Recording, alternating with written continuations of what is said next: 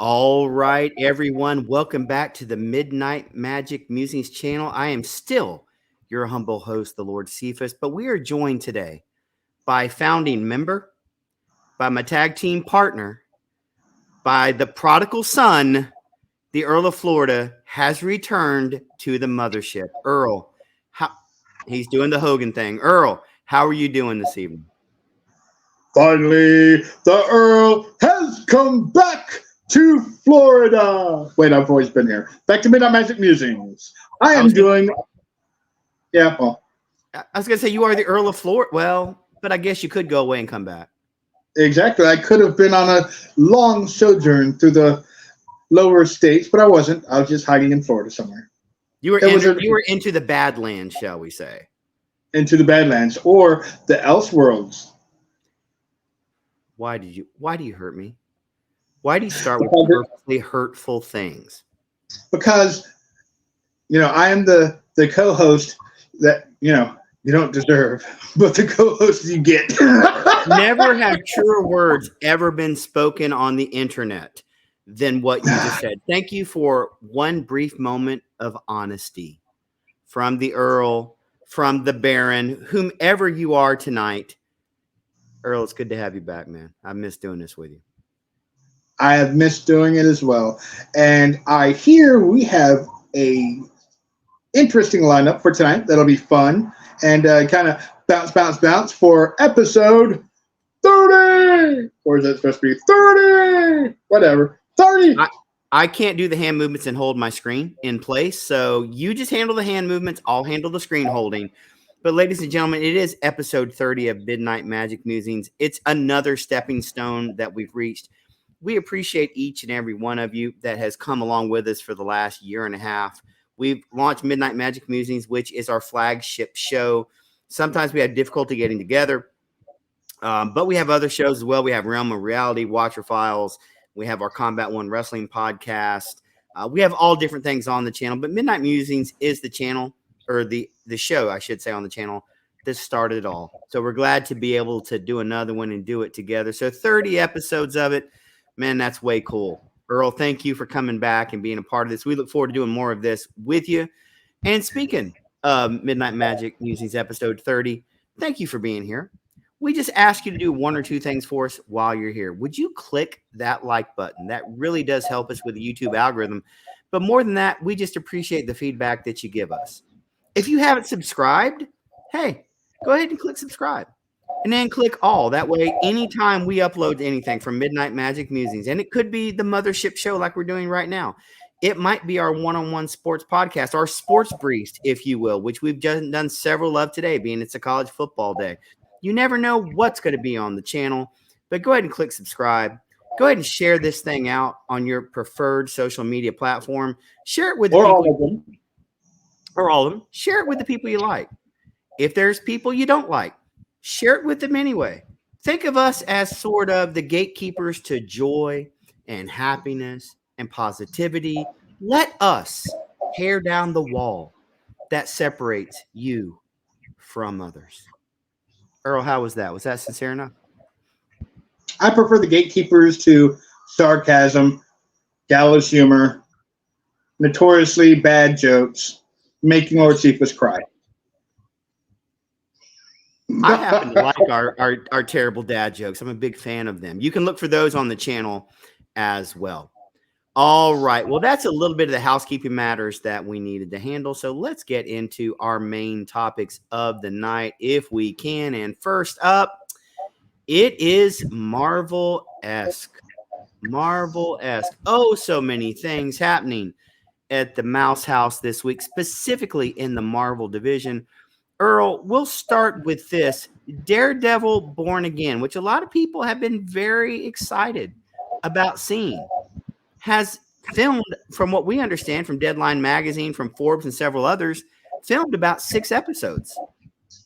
And then it's announced today that in late September, the directors were released, i.e. fired. The showrunners were released, i.e. fired. And they are basically scrapping the show completely.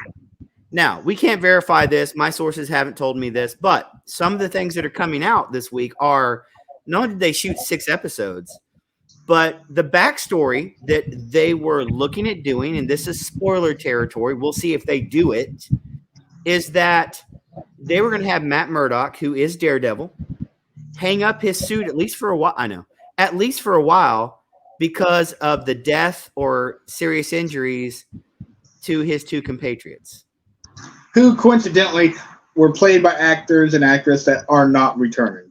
I wondered why that was the case.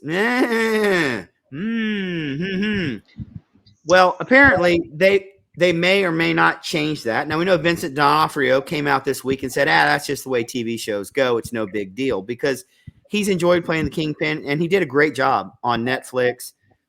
We could talk about the Hawkeye appearances if you wanted another day. I know. But, Earl, just let me ask you, does it surprise you that they would scrap that series when they've actually filmed 6 complete episodes of the show? Well, I mean, this kind of echoes another TV series. Wow. I walked right into it, and you know what? Good on you, sir. My sparkling ice, 0 sugar black cherry salutes you.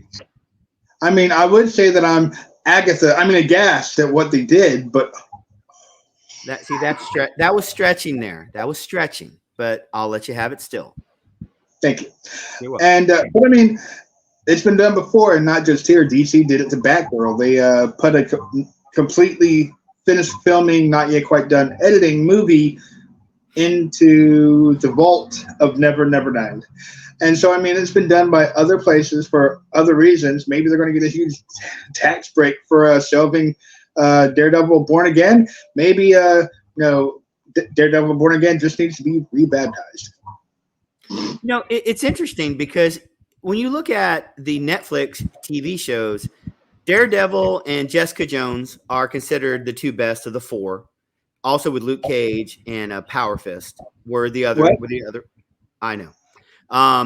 There's been talk of bringing Jessica Jones into the Daredevil series, having Echo be a part of it, trying to make it very Marvel centric and still trying to pay homage to the Netflix series. But to be clear, it's not homage. This is go ahead. It's not homage. They're like, we need that fan base. We're dying. We're the Titanic, and we didn't hit one iceberg. We hit all of them. And so they're like, if we can steal some of their fan base and bring it with us, maybe this won't be, like a season finale of a recently aired Disney series that we were going to talk about later. Oh, I mean, they're going to try to get as much as they can. And you know what? I am a monster, and I don't know. But anyway, they're going to lean into anything that can get the fans, get people to watch it. And if that means leaning more heavily into Jessica Jones and even Luke Cage, and that's it. There's no Iron Fist. No, it's just not working for you. No Danny Rand. He can go back to a Game of Thrones. Ouch. Okay. We can talk about my Game of Thrones experience. It lasted all of what did we say? 15 minutes. That one episode. One of the things to take into account, I'm just going to let that lay there, is that if Disney announced this as season 4 of Daredevil, and that if that were a continuation, they would have to pay the actors at those rates. By calling it a soft reboot, it becomes season 1, which means the pay scales get dialed back to a first season scale.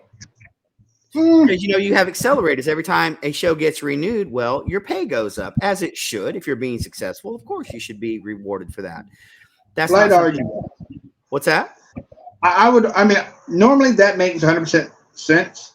But in this instance, with Disney / Marvel going forward and saying, Charlie Cox, we want you back as Daredevil, that puts him in a much better negotiating stance than, because if you want Charlie Cox to come back to be Daredevil, then financially he's your best bet. He's the best bet to keep your fans. And so that puts Charlie Cox and company in much better negotiation stances than just a normal season one.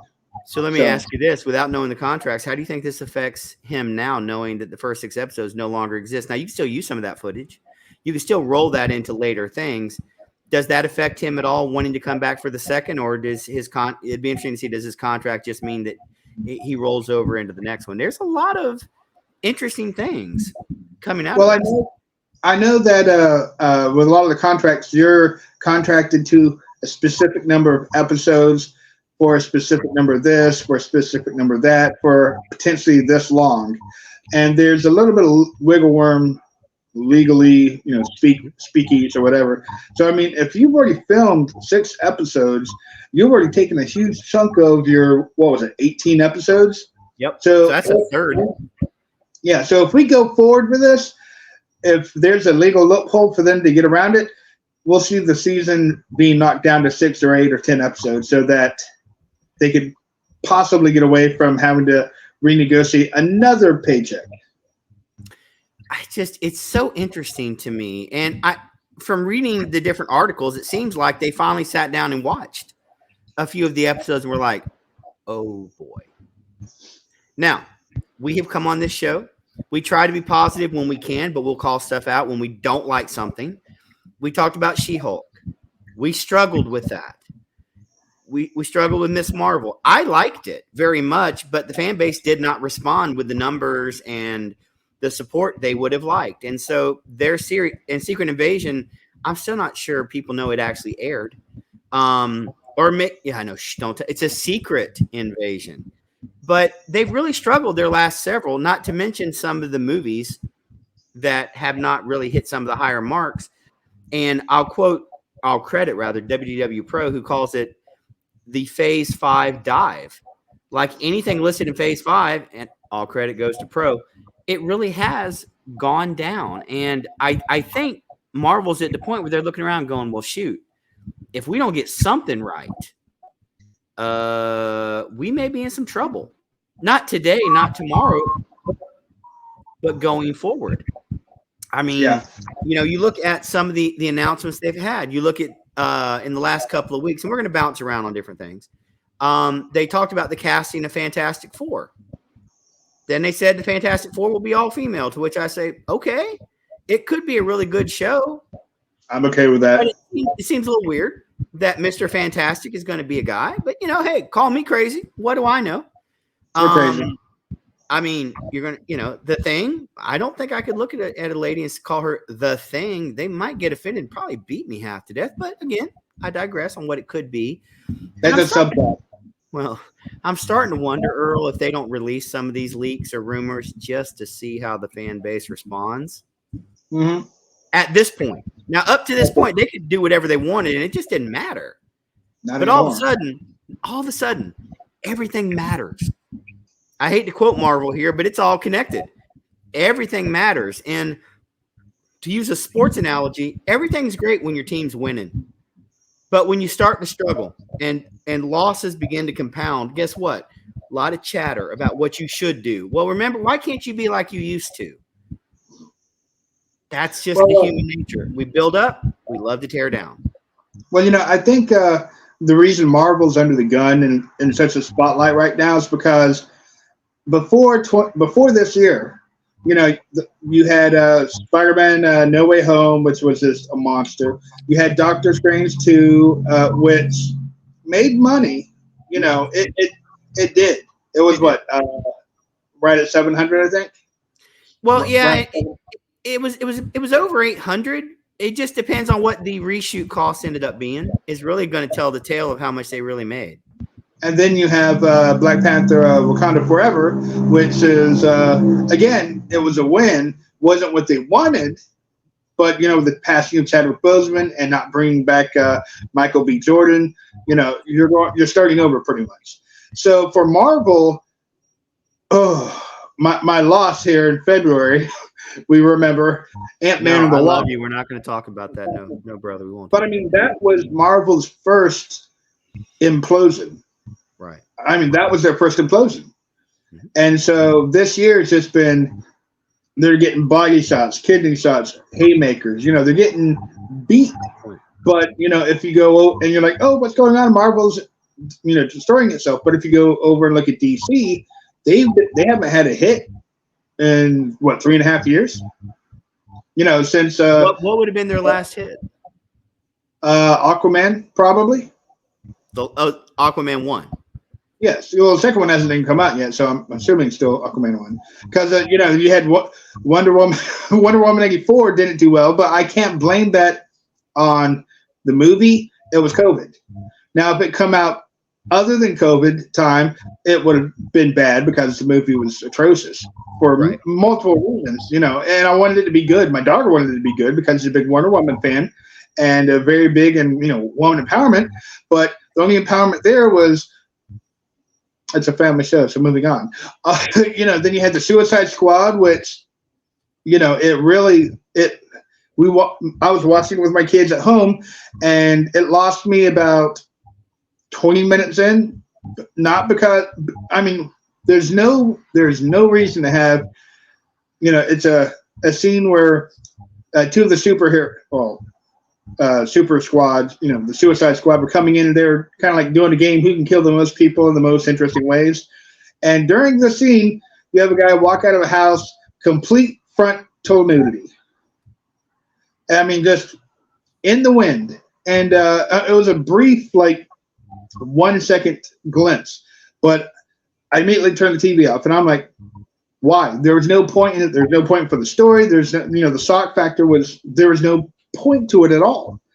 And so, that was for me. And, it was during the timing as well. But all the movies in DC that's come out since then have gotten steadily worse. We hit Black Adam. We're like, oh my gosh, it can't get worse than this. And now you're wishing you had Black Adam numbers when you had Shazam come out. And then the Splash came out. And then, see what I did there? I see what you did. That hurt. And then Blue Beetle comes out, and so DC's been crashing. It's like it's not a plane crash; it's like a skier off the top of a mountain and crashes initially, but they're just continuing, all the way down. But this year, Marvel is crashing, and people are losing their minds because it's Marvel. Before this year, Marvel couldn't do any wrong, like you said, but now Ant-Man and Quantumania was a painful experience financially and watching how that happened. And then, each subsequent thing that they've come out with, whether it was on Disney Plus or movie-wise, it's just failed to live up to expectations. And even Guardians 3, which I watched at home when it was streaming, and I was underwhelmed. Okay. Maybe that's because of how much I love the first two. The chemistry was different, obviously, because, one, Gamora wasn't involved in it. They're trying to promote some of the secondary characters from the second movie. And I understand the concept of evolution, but it was like, I don't care. Give me what I want, what I love. But either way, so right now, Disney Plus with Marvel, they're still crashing. And they have to do something to figure out how to turn it around because even DC hasn't figured it out yet.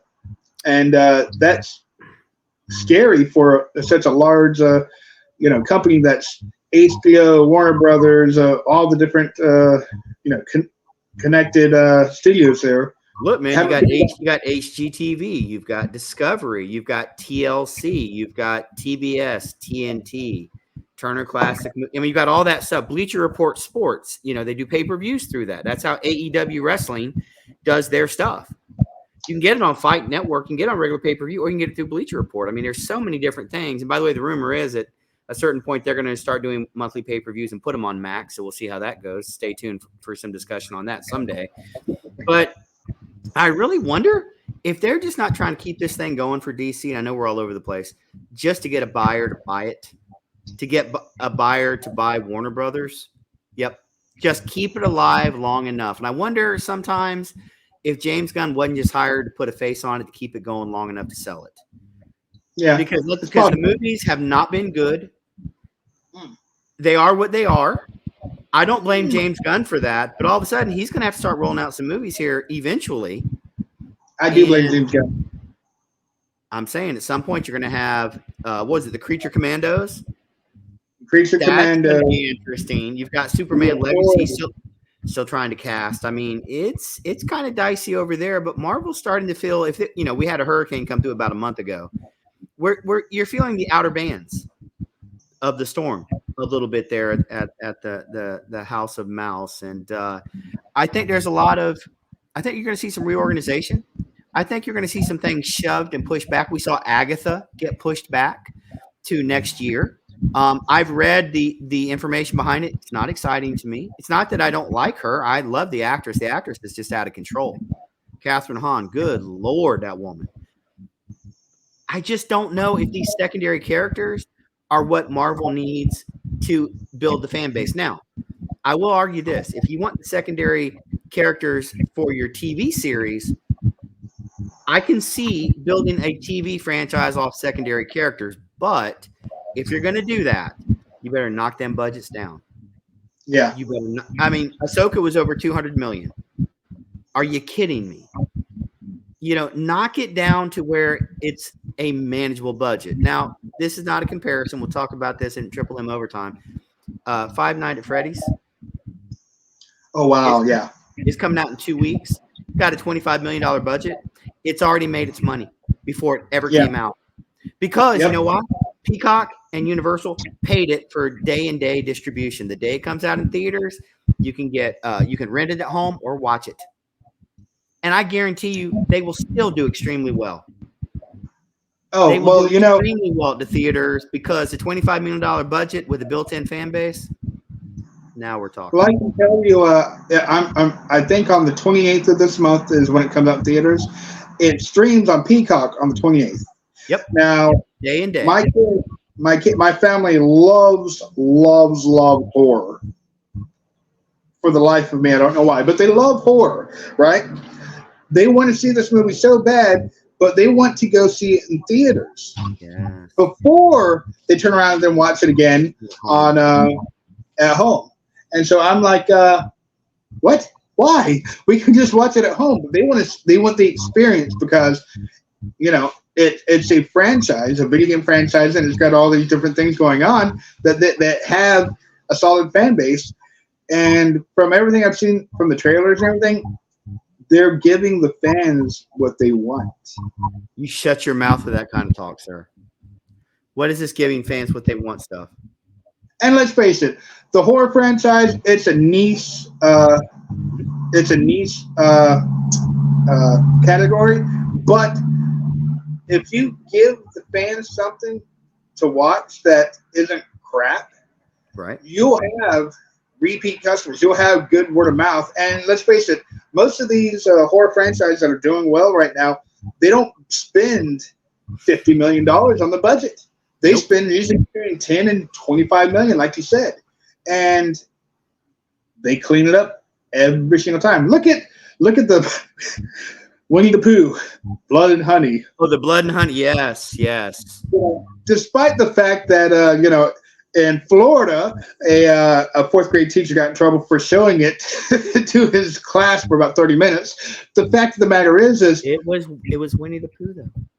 But the thing is, for me, is I'm like, I have no desire to watch it, but then a small part of me says, don't you want to see Winnie the Pooh and Piglet kill people?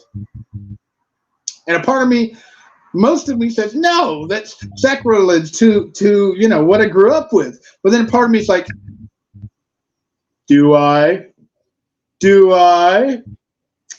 Anywho. You're a sick man. All right. Well, we're going to move away from Daredevil and DC because we totally sidetracked. Oh, I'm sorry. You got one more thing. No. It's what you're saying. Back tomorrow for a few comments, right?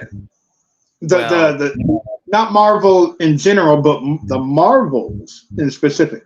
It's an excellent little transition. Yeah. So the Marvels, according to Box Office Pro, are tracking. How do I say this, Earl?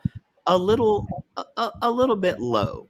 Right now, they're tracking long-range projections, 50 to 75 million domestically opening weekend. Total domestic range, total life of the movie, anywhere between about 120 and 190 million.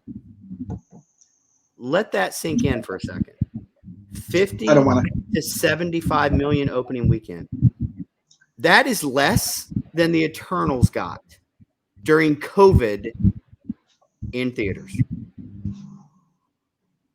I'm not going to compare it to Iron Man. I'm not going to compare it to Captain America. I'm not going to compare it to Thor because those were done outside the Disney umbrella. And let's be honest, that was, 15 years ago. Let's talk about in the last 10 years, 5 years.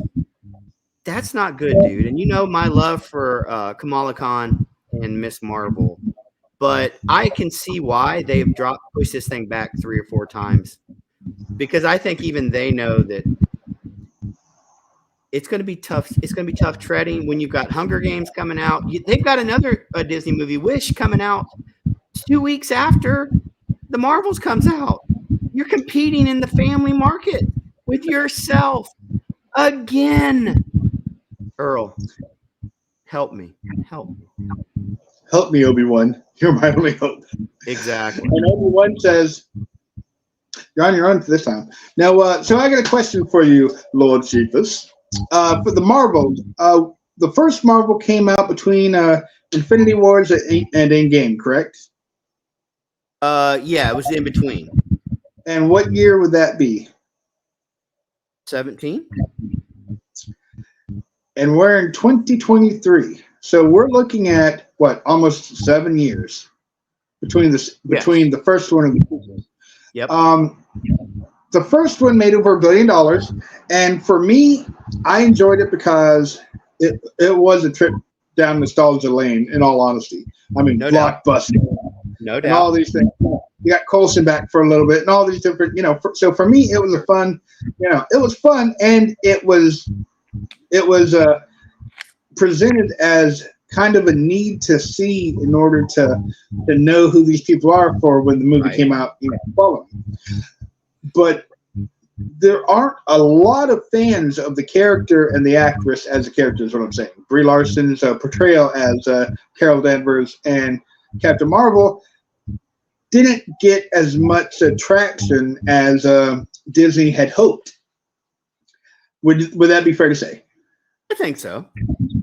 So what this movie and the sequel ended up becoming is a triquetra of the Marvel characters from the comics. So you got Monica Rambeau, aka Photon from the first series hitting on Disney Plus WandaVision. You've got the aforementioned Miss Marvel, Kamala Khan, coming from a series that didn't do great, partially because it wasn't really advertised anywhere compared to even She-Hulk, who got a lot more advertisement, in my opinion. It did. It was much more out there and visible than Miss Marvel.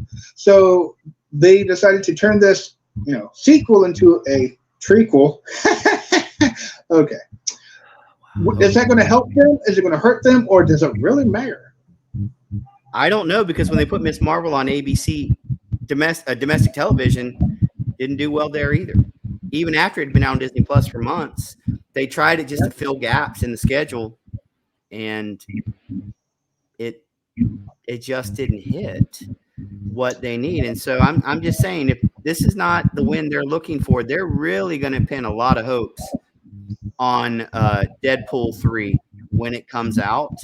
And I'll be honest with you, Deadpool wasn't that great. Did you say Deadpool?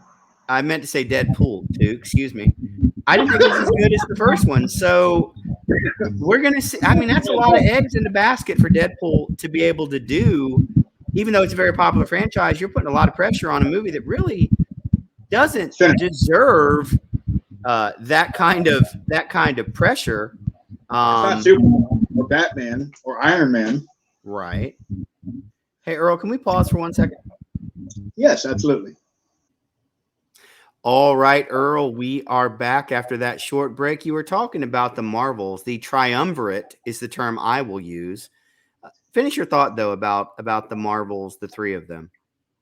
Well, I was kind of wanting to get your opinion. Do you think that, a not exactly well-liked actress portrayal of a character / a relative unknown that was introduced in the first kickoff of the Disney Plus series, and then Kamala Khan, who didn't exactly have a great run the first time nor the second time, Do you think that they have the oomph to pull it off? I think there's always the possibility that you can tap into that mother-daughter market. That's always a possibility. The question is there a big enough market for that? We've seen with nostalgia previously, they were trying to tap into the dads and the kids. We saw that with the mothers and the daughters for The Little Mermaid, which did okay, but not nearly good enough for the amount of money they spent on it. And so to me, that's the only question I have is can they tap into that? Or said a different way, is that market that big? Is it more niche where so here's my thing. I really believe that putting the three of them together is the best shot they have to make a Marvel movie successful. If you're not going to throw Spider-Man in there, which I've been calling for forever, but if they're not going to do that, here's what you got. Do I think it's going to be a massive hit? No. Do I think it can break even? I suppose it could leg it out like Guardians did. I just don't know that it's got the legs because I think Marvel's at the point now where you need a hook. You used to just have the Marvel name and that was down and be like, that was all the hook you needed. Now all of a sudden you need more than that, and so I'm afraid the Marvels will succumb to that there's really no hook to make me want to watch it. Well, speaking of hooks, we do know that there are a few cameos, surprise cameos that aren't exactly necessarily surprising anymore. We revealed to the first one with a certain single-eyed man looking out the viewport of the space station. So we do know that Nick Fury is 100% in the movie. That is correct. But you have another person that was name-dropped from your end that you know, and who would that be? In terms from the Marvel series, the Marvel movies? Yeah, from the Marvel franchises, whether you want to call movies or TV shows or whatnot. Sure. So this is more on the rumor. I can't promise you it, but if I had money today, I don't get paid till next week. If I had money, I'd put money on it. Pretty good chance you're going to see the beginning of either the formation of the Young Avengers or a reformation of the Avengers with a younger cast and a younger slant. There are a lot of rumors that you will see Hawkeye, no, not the Jeremy Renner version, not the Clinton Barton, but the Haley Stanfield version of her at some point in the movie, and it'll kind of lead to them forming a younger group of heroes, which I've said all along, you need to do that anyway. Because at a certain point, and you've made this argument so many times, characters age out or the actors age out. In fact, Earl, I'm going to throw something out at you. I know this is off script, but hear me out. What if they had done Endgame? And what if Thanos had won? And what if he got most all the heroes? Not just the handful he got at the end of Infinity War. What if he'd gotten all of them? And they had to be saved by another multiverse of heroes. And they brought those heroes to Earth into the universe, and they were all younger versions of those heroes. And they became the Avengers of that universe because you could not bring the others back. You could have done something like that. It's crazy talk, but you could have done it. There's two things. One, I think there have been so many different iterations of it. I believe it was Avengers Assemble. I think it was the second season. Thanos snapped all the people out, but then you had Spider-Man and Power Man, who we also know as Luke Cage, and several younger, different heroes assembled to defeat the boss Thanos and bring back the old ones. So I mean, it's been done before, and the only problem with that is, and it's very hard because they're like, oh, they snapped. I can't believe they got rid of this one. I can't believe they got rid of this one. Well, if you think about it, who are the main ones that survived? The original Avengers. So it became the old guard does their final battle to pass the torch on to the big final fight scene. So I understand why they did that, but Sure. as you pointed out, it could be a lot different, and it could have opened up because at that point, if you could say goodbye to all the ones we knew, then it's completely passing of the torch, passing to the new guard, and the whole universe is opened up without needing the messiness of the multiverse. Or the Well, I multiverse think of ultimately, though, that's where they were going in Phase Yeah. 4. So it But is what it is. there is another name that's rumored supposed to be in the Marvels, and we saw this character last in Thor: Love and Thunder. The rumor is no, not Chris Hemsworth. It is the Queen of Asgard, being played by Tessa. Oh Lord, what's her name now? Tessa Thompson's Valkyrie. Valkyrie, yeah. Yeah. It's rumored that she's supposed to be in the movie as well, and that the rumors is she was supposed to be a romantic side to one of the characters, but supposedly the romance side is dropped, but she is supposed to still be in it. But if she is in it, then you start to beg the question: who else could potentially be in it? So Haley Steinfeld, potentially Tessa Thompson, potentially She-Hulk, since she's coming back for a second season. Potentially, Wonder Man is apparently still in development, where he's going to be a failed Hollywood actor. It's going to be a 30-minute comedy. I mean, all that stuff's still on the table. Well, there are rumors that that's about to be cut from the table, be swept off the. Don't take this from me, Earl. I need Wonder Man and I need She-Hulk in it. You hate me right now, don't you? Yes, yes. But maybe it's a good idea bringing him in still because he's about to be the what, according to the trailer, the main villain in the new Aquaman movie. He was Black Manta in the first one, and he got slapped around relatively easy both times he fought Aquaman. I mean, he got some hits in the second time, but I mean, now he's going to be the main villain. So you know what? If Marvel can capitalize off of potentially a boost in name recognition from Aquaman 2, jump on it. I would. But look, do what you got to do.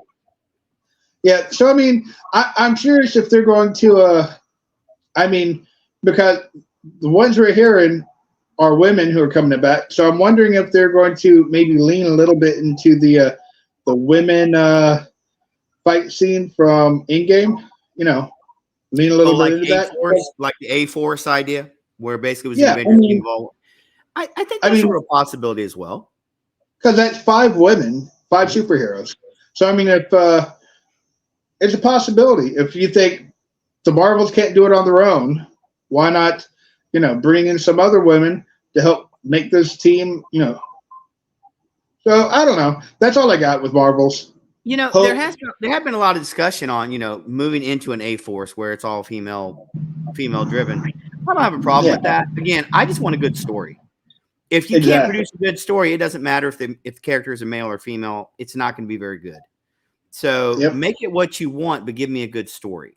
Stop worrying about what you think the fan base should want, and give the fan base what the fan base wants. Because when you do that, you know what? A lot less toys on the clearance aisle at Walmart because people are buying them up. Yeah. Hasbro right now very angry with Disney because of the toys they're having to produce. Because the toy lines, they're not getting to release because Disney's like, no, we don't want those. Look, make no mistake about it. The part makes the money, but the merch does too.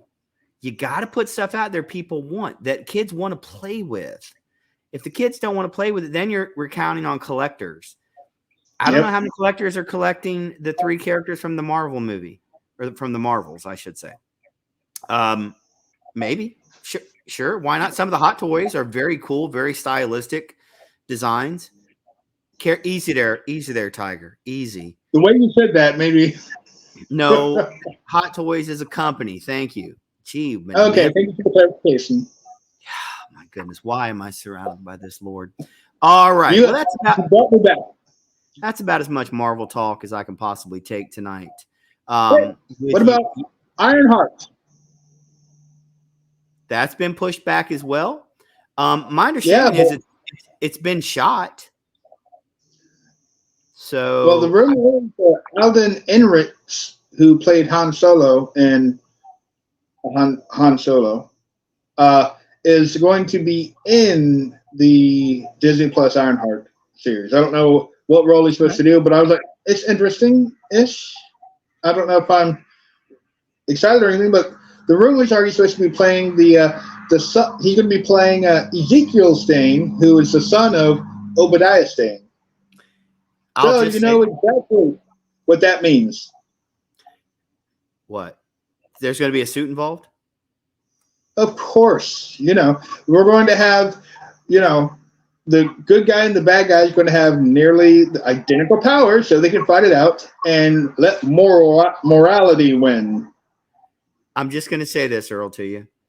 If the comic book series wasn't a success, if the fan base, who are pretty rabid for the publishing department, won't read the books, maybe putting them in a series or a movie may not produce the results you want. If I really feel like Disney needs to double down on the characters that draw versus trying to force new IPs. Go ahead. I have a theory. Okay. I mean, I can tell you for a fact Marvel will not do this at all. But this is what I would do. You play up Ezekiel Stain.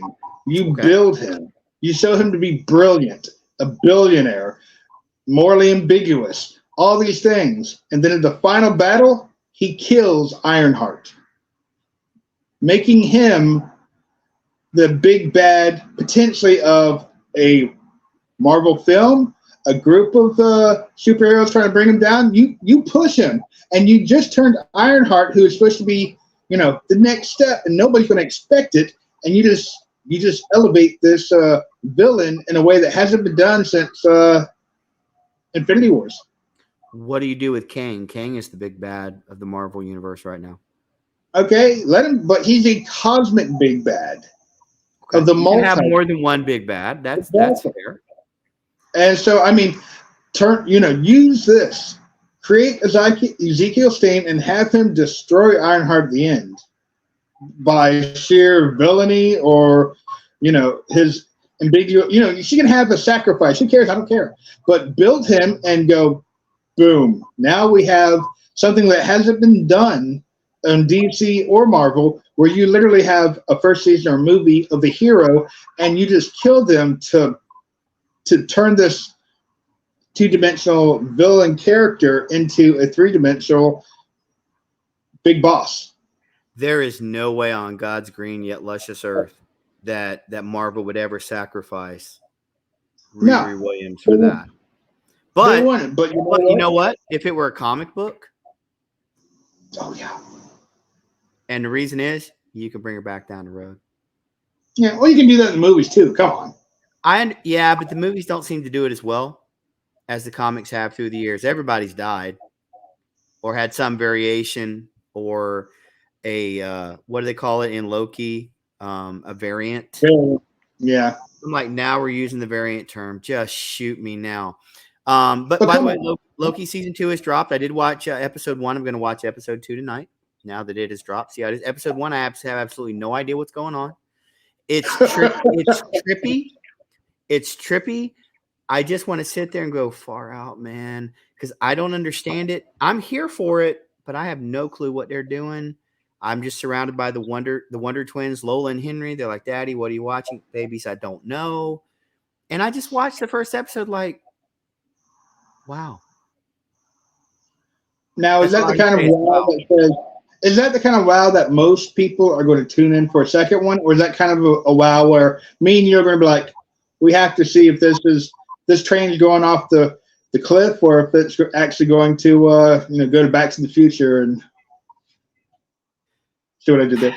Well, I guess it really just depends upon what the ratings actually are. The season premiere was okay. Right. It reached 10.9 million. So just under 11 million views, which if you think about it, that's not bad because Loki comes out on Thursday. So that's 3 days. So that's not terrible. The one that I would say is struggling would be Ahsoka, which was released on Tuesday evenings. And you had Tuesday, Wednesday, Thursday, Friday, Saturday, and Sunday to count the ratings. And unfortunately, the Ahsoka finale was down 40% to the Mandalorian season 3 finale, which my feelings on Mando season 3. I didn't love it. There were a couple of parts I smiled at and liked. The rest of it, I'm like, what have they done? But this from the premiere episode of Ahsoka, which was about 1.4 million. I'm sorry, was a little over 1.3 million to where the finale was. That's a significant loss, dude. It was only 800 something thousand viewers for the finale. That's, we talk about Marvel having trouble. That hurts Star Wars very, very much too. And I love Star Wars. That was my Marvel before there was a Marvel. But they've got some tough questions to answer as well going forward. The Acolyte's coming in the first part of 2024. We'll see, dude. I'm not convinced that's the series people need either. And then, there's a lot of talk coming out of Lucasfilm that maybe after this, you just sit on Star Wars for a couple of years, which might make sense in one regard, but in another regard, every year fan bases are aging out. If you don't have something to keep their interest, I understand why Marvel does what they do. Number one, they got to fill content on Disney Plus, but number two, they're trying to keep the fan base engaged. I just think sometimes they don't make great choices with it. But I will say this, I want to leave on a positive. The Groot series. Season 2 of Groot. I love Baby Groot. That doesn't count because one, they're shorts, and two, Baby Groot. But it takes place between Guardians 2 and Guardians 3. That's how I look at it. Well, as we have finished up here at Marvel, a.k.a. Disney, and we traverse to a more frightening genre. Dun, dun, dun. Right? Dun, dun, dun. I would like to do an intersection here where it's half scary genre, half Marvel. Is that a Werewolf by Night will be being released in color on October 20th. So in time for Halloween, and for all those people who loved the first one but said, it's not color, but I understand why it was a noir kind of thing. Yep. Noir, whatever. My kids didn't want to watch it because, thank you. My kids didn't want to watch it because it was in black and white. So they are thrilled when they saw some of the advertisements. They want to watch it. So this could potentially be another, even though it's a rehash, it could be another hit for Marvel. Again, it didn't get great ratings the first time it came out. I watched it, and Lady Cephas and I liked it. It was a one-off special. We thought it was neat. Yeah.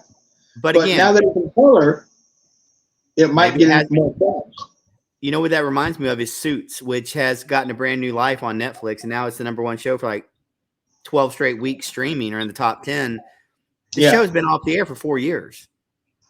But it found a new life on Netflix to the point, and we'll talk about this in overtime, they're bringing it back because of the popularity of it. So maybe this can be a rebirth, if you will. Oh, notice what I did there for Werewolf by Night. All right. Well, on that scary, spooky genre talk, Daryl Dixon season 1 is coming to an end tomorrow night. We're recording this on Saturday evening, right before episode 6 of Daryl Dixon drops. Lady Cephas and I will be watching it tomorrow. Probably wanting to do some type of recap of the season. Earl, I know you haven't had a chance to watch it yet. I won't throw it on you, but just to say, per AMC Plus, it is the number one hit they've ever had in terms of viewership. By the way, it surpassed Dead City, which had previously been the highest rated series. And so good on Daryl Dixon. We already know season 2 is coming. We don't know when and if when it'll happen with the actors strike. Yeah, right. It's been out there for a while, but I've enjoyed it. I look forward to you seeing it so we can talk about it. It's good to see some of these genre shows having success post Walking Dead. I was concerned that what happens if there's not much fan traction. Turns out it's fine with the characters they've chosen. I'm happy to see that. Are you surprised that both spinoffs have done this well post the end of the series, which was kind of hit or miss seasons 10 and 11? Well, with The Walking Dead, finishing and, the Walking Dead franchise potentially being dead, it's nice to see that they were able to be zombified and come back again. That was horrible. That really made I no was sense. ashamed of myself. That was I terrible. know. I watched Dead City, and I'm going to be dropping because you and Lady Cephas did a run on Dead City. We did. I watched Dead City with some of my kids. My kids dropped off as we continued to the 6th episode, so there'll be a little realm of reality on the Earl's point of view on that. There's going to be a rebuttal, I would imagine. Potentially sidetracked. I don't know. But I think they were very wise in what the characters they went with. Negan has a very strong fan base. I'm one of them. Love the actor to death, and the characters.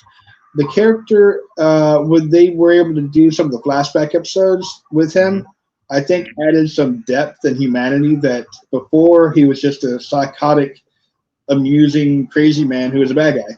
But with the background, I think it was able to delve into the humanity that he lost and or sacrificed for quote unquote the greater good until he became who he became. So I mean, I love the character, and the actor is just brilliant. His counterpart, I'm not a huge fan of. Are we speaking of the widow here? No, we're not talking about Into the Badlands. We're talking about the farm wench is who we're talking about. Easy, Tiger. I believe that's Maggie Ree. Oh, my bad. Yeah, Maggie Ree. So I mean, mother of Herschel. So she does have her own fan following, and it's deserved. She's been on the series for a good spell, the original series. So I mean, they made wise choices, and with who they went with. Same with Daryl Dixon. He is possibly the fan favorite of the entire original series. And my only issue with his series is they called it Daryl Dixon. So there's not going to be a season 2 of Daryl Dixon if Daryl Dixon dies. Spoiler alert. I haven't seen any of it yet, but I'm like, that's my only issue with calling it after him, Daryl Dixon. You could have called it the Dixon Chronicles or whatever, and it could have been continued by anybody who wasn't. I actually like that Dixon Chronicles thing. I do. That was actually pretty good. Well, yeah, but it was already out there before the show debuted. There'd be a season 2 anyway. So yeah, but I mean, season 2, season 3, nobody expected The Walking Dead to go 47 seasons the last 53 years, but it did. So I mean, power to age. Yeah. So I mean. But either way, that also goes into I'll be watching those over a couple of days. They're just 6 episodes, and I'll be binge watching it. But also very recently, The Walking Dead, The Ones Who Live, is set for a February premiere, and the new trailer is released. Did you watch the trailer yet?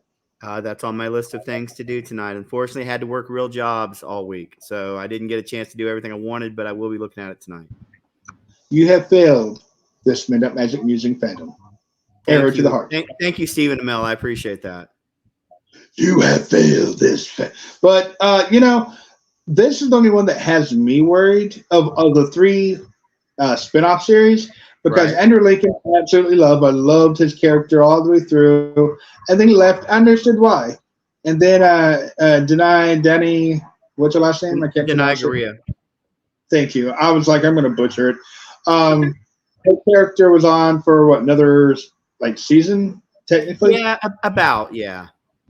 And the big worry is they waited so long. Doesn't matter anymore. What happened with where's this last in the timeline? Is it fluctuate? Do we see different periods of the time? Right. And for me, my biggest problem is with Michonne leaving her kids to be cared by others to potentially go chase around the ghost or zombie of a man who she married and fathered her kids. So for me, I love Andrew Lincoln. I loved, the characters. Rick Grimes and Michonne were great, and I loved them. But for me as a father, my biggest issue is leaving the kids to be raised when they were so young. I mean, so young. But Daryl is a wonderful surrogate father, apparently. Yeah, but in the zombie apocalypse, I'm not going to leave my kids to go looking for somebody who may be dead or alive. Now, why am I going to go do it when, zombies can eat your face or your kids' faces? Well, I could make a joke about her prior child, but I think that'd be in poor taste. So I'm not going to go that route. Um, it is interesting writing about her wanting to leave the show. Let's be honest, she's never going to be hotter than when she left the show in terms of easy. You just can't help yourself. I realize that. I mean, as far as being in demand from her role, as a Okoye in the Black Panther franchise, which by the way, she's rumored to be in a couple of other series that are in development at Disney Plus. So that character is not going away anytime soon. She is And maybe the Marvel. She is a maybe. She is such a likable person. Her characters that she plays, you pull for her because you're like, that's the kind of person I would like to be. Except I would not be cool with dreads, and as a Koya, I would not be cool without hair. She, on the other hand, pulls it off really well. So I don't think I can understand her wanting to do something else. So they had to come up with something. But you're right. I've always messed with Lady Cephas about that. That in the episode with the kids. That one will stick in my craw forever when her and Daryl were attacked by the group of children. I leave that alone because Broken Ansible just finished watching that episode. He's up to about almost finished with season 9. So he's worked along. Eventually, we'll have a big roundtable discussion where we all tell everybody we're wrong about why we like stuff or why we don't. But, so Daryl's done well. He's got a season 2 coming. So we'll see how tomorrow night goes. Lady Cephas and I will probably record a reaction. I know Earl will have his own thoughts as well, hopefully later this week. And with that, we are going to go into our final thing, and that is our Triple M overtime. Earl, it's been a while. Let's talk about the ground rules. It's like college football, except you don't have to go for 2 after the third touchdown or the second touchdown. Because now, Earl, in college football, they go for 2 instead of playing for touchdowns anymore. In the third overtime, they just keep going for 2. And if they get 2, you have to get 2. They 2, you 2. Because they didn't want to play 7 or 8 overtimes. I'm like, but if you can't score a 2-point conversion, it could go 7 or 8 overtimes. But I digress. So for those who are not familiar with the Triple M overtime rules, here are the rules. We talk about stuff that didn't have its own main topic. It's just things we want to talk about and throw out here that run through our very interesting minds that maybe are a little bit off the beaten path. Earl, do you have one that you want to throw out in terms of Triple M overtime? I will go with the news, considering it's October, moving toward Halloween, that there is a new series being worked on, also called Halloween. It is going to be a Halloween, potentially Michael Myers. It's a Halloween, quote unquote, universe. It's going to be a TV series. You have to think because of the work that Chucky's done well on TV. Season 3. Yep. So we don't know where it takes place. We don't know if it's going to be like several different stories interwoven or singular stories. Right. All we do know is there is a Halloween TV series coming soon. That's my first one. How about you? Okay, so that's interesting. I'll give you one. Last night, my oldest and I sat down, and she has watched this movie probably 10 times. So it was my first. It's a movie from 2005. It's called The Corpse Bride. Tim Burton. It's about an hour and 17 minutes of time. And I'm a grown man. I'm in my mid to late 40s. The end is near, is in sight. But I got to tell you, Earl, I liked it. I thought it was good. Now, it is based on a Jewish folktale called The Finger. Now, that story is a little more macabre than the one they did in the animated, but I thought this was interesting, Earl. It was the first Tim Burton movie that was animated that was not released under the Disney umbrella. They had done Nightmare Before Christmas. We all know that one. They had done James and the Giant Peach. But this one was released by Warner Brothers. First one not released by Disney. So I guess there's some milestone for that. But I just wanted to say it was fun hanging out with the little one last night, and I enjoyed the movie. Johnny Depp was one of the voices in it. So it was good. I just thought that was interesting. So if you want a good short animated view, check out The Corpse Bride if you've never done it. Again, it was released in 2005, so it's a bit older. But it's a cute little musical. An outlandish story, but it was enjoyable for me.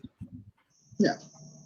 Well, interesting enough, what is it? The Nightmare Before Christmas, The Corpse Bride, and I think it's Frankenweenie. They call those three movies interwoven, potentially take place in the same universe. So just an interesting tidbit of random fact for you. Continuing for my ping pong of topics, The Boogeyman was in theaters early this summer. I actually took my child to see it on her birthday because she's a horror fanatic, and it was actually not bad. So it just recently dropped. It's on Hulu, if I believe I'm not mistaken. I don't believe I am. If I am, it's Lord Cephas' fault. As usual, we all know what was coming. But either way, if you're a big fan of horror movies, go check it out. Dastian, the dude who played Polka Dot Man on the newest Suicide Squad movie, he's in it. And, that man, he's good and he's creepy at the same time. It's just disturbing. But either way, if you like horror movies, 'tis the season. Check it out, Hulu. Otherwise, back to you. What do you have to say? On the it's not horror, but it's Halloween themed. Earl, did you get the chance to finish Haunted Mansion? The newest. I have not. I'm halfway through. I've seen the first one with Eddie Murphy before. I don't have any need or desire to go back to it, just because I've seen it before and it doesn't rate in I want to go see it again. But the new one I'm watching with my son, and he's wanting to finish it tonight, so we probably will put it on to finish it. Sure. Great cast. It's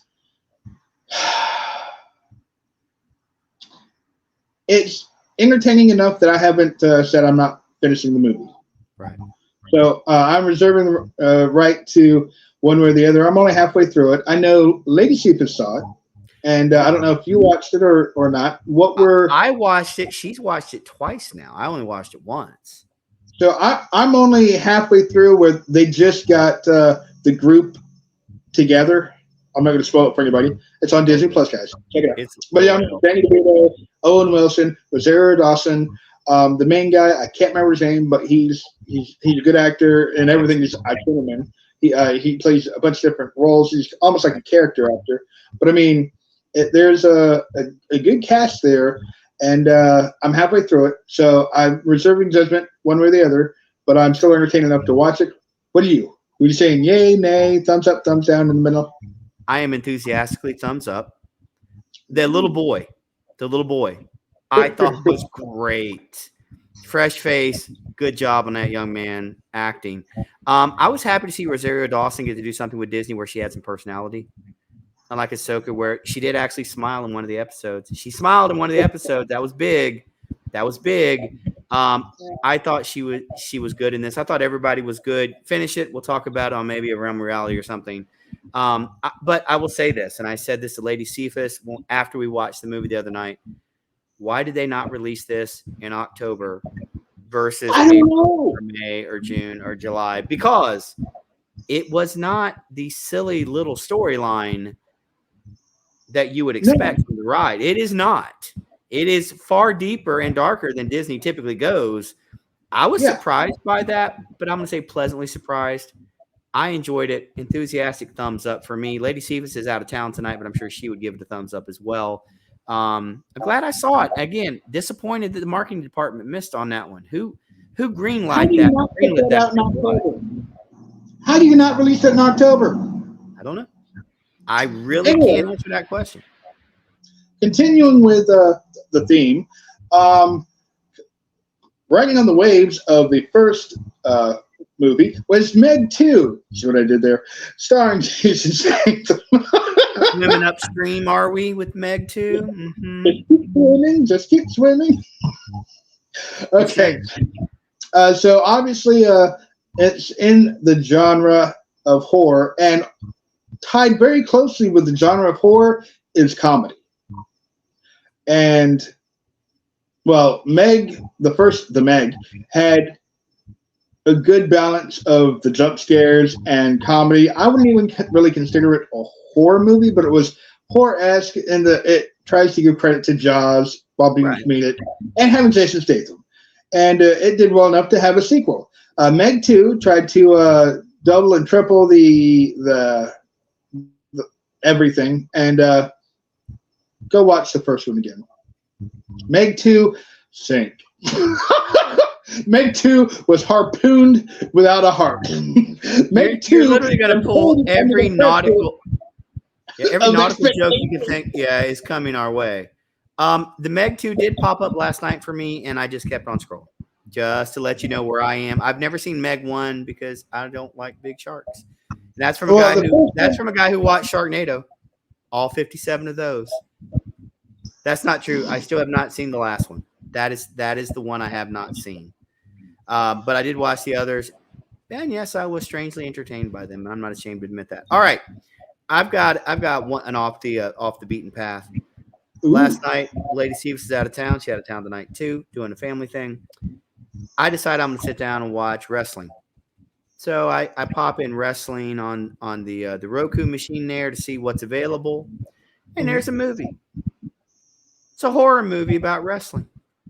I'm like, well, how bad can it be? I turned it on.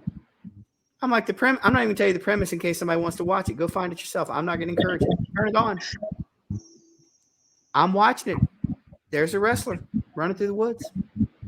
Full gear. That didn't bother me because I grew up a wrestling fan. I know weird stuff when I see it. But immediately the next scene is a fully unclothed woman running through the woods too. Fully, like they were not hiding anything. That got the click. I'm just like, why? Why did you think we needed it? And I know why they did it. It's supposed to be campy. It's supposed to be shock horror. I'm just like, man, I can't watch that with my family. I'm not going to watch that with my wife in the room, and I'm not going to watch it when she's not in the room. I don't need it. Click. So I moved on to something else last night, or I went back to YouTube, which is weird, but safer. So I was disappointed last night. I could not find a good wrestling movie to watch. I will not watch The Wrestler. I refuse to watch that movie. Mickey Rourke. I'm not watching it. I won't do it. So no wrestling movies that I watched last night. Have you checked out Heels with Stephen Amell and Lord? I do not subscribe to Stars. I think you can watch the first season for free on like Roku, or there was a few things because they're trying to hype up the second season where you can watch the first season for free. Well, I don't know if you saw, but they canceled it. So my turn. Well, that ended that conversation, didn't it? Yeah, no, they just canceled it at season 2. Yeah. Talking about horror, Expendable 4. I have not heard good things. Continue on. That's all I got. I don't have anything good to say. I haven't seen it. I've just heard horrible, horrible things that have made people weep and cry their own tears. And I'm going to watch it, obviously. With that kind of word of mouth, it's got to be great. Or it's going to be a nice mystery Science Saver 3000.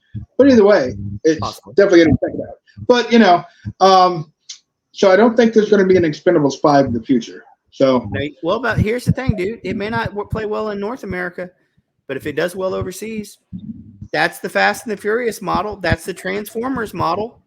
Make a movie that'll do well overseas and make your money that way. Keep pulling out the franchises. I mean, it's not out of the realm of possibility. If only Disney had learned that with Little Mermaid, because it killed it. Little Mermaid killed it in America. But not overseas. Well, can you blame them? They have survived all the sirens and all the... They know the reality of mermaids. They're not your friends. They're not your friends, and they don't sing to you about dingle hoppers either. No, that's not a real thing.